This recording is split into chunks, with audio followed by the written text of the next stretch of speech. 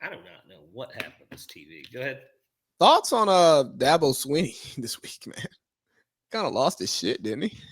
Well, it's got to be frustrating to see, something that you essentially did help build. No, you built. Yeah, well, I think we need to start giving a little bit more credit to Deshaun Watson and Trevor Lawrence. Is really what this boils down to. He got him away from Georgia. Well, I'm just saying he still got 5 stars, so it ain't. I just think he got some really special players, is what that was, and that's what really propelled that program. Yeah.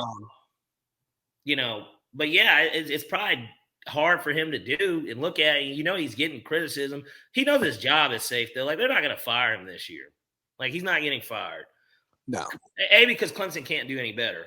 Honestly, I don't think that they'd be. Who would they go out and get? Like, I don't think that they could go out and get someone else, anyways. Tough though. I mean, tough for him, but he was absolutely right in everything that he said to the fan. Basically, saying if you look at the numbers, he's like nobody. He said Georgia and Alabama are the only 2 schools that have done what we've done. Yeah, and that's it. Like 12 straight years of 10 wins, man. Like, yeah. But here's what I would say to push back on what Dabo had to say is that once you set the standard, that becomes the expectation. Yeah. And now you set that standard, and because of those 12 straight 10-win seasons, 4 losses before Halloween,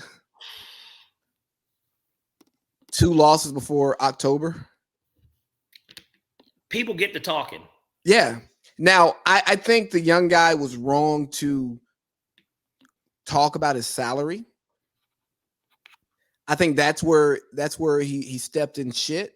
Yeah. But if you don't bring up the salary, I think the guy's valid in everything that he's saying. And even with the cockiness of Dabo, because Dabo's saying, I'm not going to the portal. I don't believe in that. I don't believe in NIL. That's not the way we play college football. Yeah.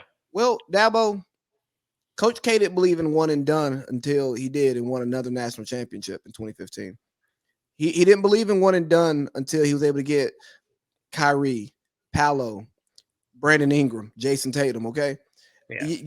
You're number 2 with in the NFL and pro players, and you're graduating 98%. I'm pretty sure you're running a Florida State type academic operation up there.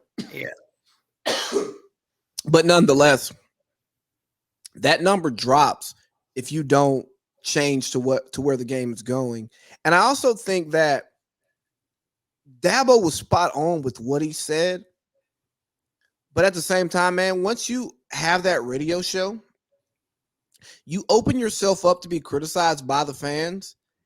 And when you say, if you don't like the way I'm doing it, don't root for us, grow up.